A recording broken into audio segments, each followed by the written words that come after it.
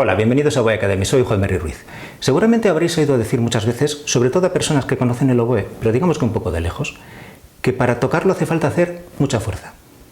Probablemente tengan esa impresión por el gesto que hacemos al tocar. Vamos a reconocer que como instrumentistas no somos los más fotogénicos. Si comparamos con un violinista, con un chelista, con un pianista, el gesto que hacemos al tocar puede dar la sensación de que estamos haciendo mucha fuerza. Pero, ¿es esto cierto? Primero, ¿qué entendemos por hacer mucha fuerza? ¿Que necesitamos mucha cantidad de aire? Obviamente no es cierto. Si tenemos en cuenta la pequeña abertura por la que tiene que salir el aire, es prácticamente imposible que nos vaciemos ahí.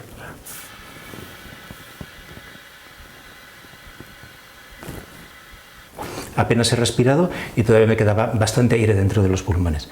Mucha cantidad de aire no necesitamos. Ese lado de, vamos a entender, como fuerza, no lo necesitamos. Pero sí, es cierto que necesitamos bastante presión de aire para que le dé la velocidad suficiente, sobre todo en determinados registros. Si toco en el medio grave,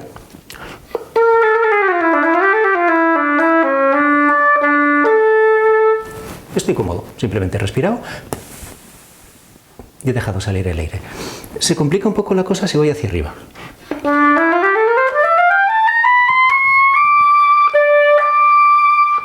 Aquí ya necesito esa velocidad de aire. Y aquí puede surgir el problema. Si no lo hago de la manera correcta, comprimiendo dentro de la boca, subiendo un poquito la lengua, lo que hemos visto ya en infinidad de vídeos en este canal, puedo desorientar mi trabajo y hacer con todo el cuerpo mucha fuerza.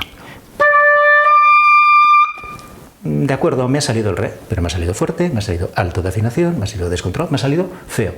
He hecho una fuerza descontrolada. Si me doy cuenta, pero lo quiero corregir también de la forma equivocada, ¿qué voy a hacer? Cerrar un poco. Por un lado estoy soplando mucho, por otro estoy cerrando con la embocadura para contrarrestar. Estoy haciendo dos fuerzas contrapuestas que se anulan mutuamente. ¿Cuál es la clave? Bueno, pues restar a las dos fuerzas. Voy a soplar la cantidad justa con la velocidad justa, lo que me va a permitir abrir la embocadura y tener la calidad de sonido que yo quiero.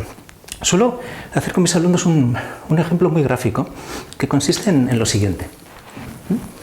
Yo les digo que sujeten las manos en el centro, aquí. Se pongan así, tranquilamente, entrelacen las manos y las sujeten así. Están relajados, solo les he dicho que las sujeten en este punto.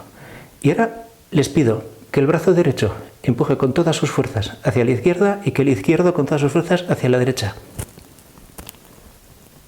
Hasta me ha crujido un poco la articulación al hacer la fuerza, pero está en el mismo punto. No estoy consiguiendo nada. Estoy exactamente igual que antes, solo que haciendo dos fuerzas superfluas que se anulan mutuamente. ¿Para qué? Puedo relajar.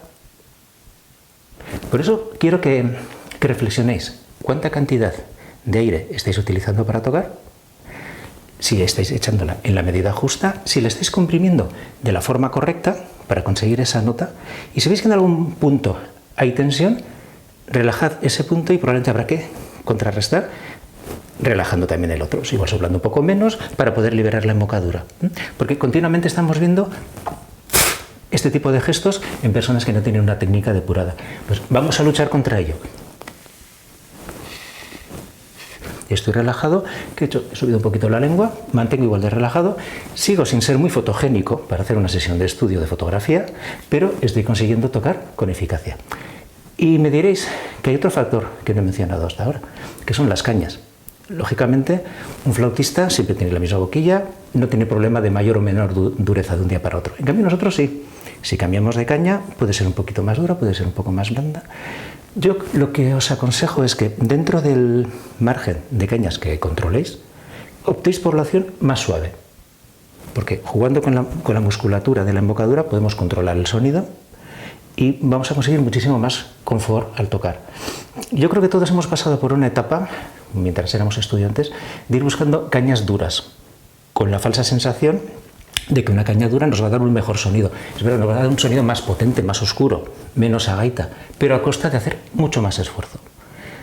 Según vamos depurando nuestra técnica instrumental, vamos a ir ampliando el abanico de cañas que podemos usar hasta poder utilizar unas más suaves que podamos controlar para conseguir la misma calidad de sonido, pero con mucha más flexibilidad, capacidad de corregir la afinación, capacidad de encontrar colores diferentes, de vibrar también con mucha mayor facilidad, etc.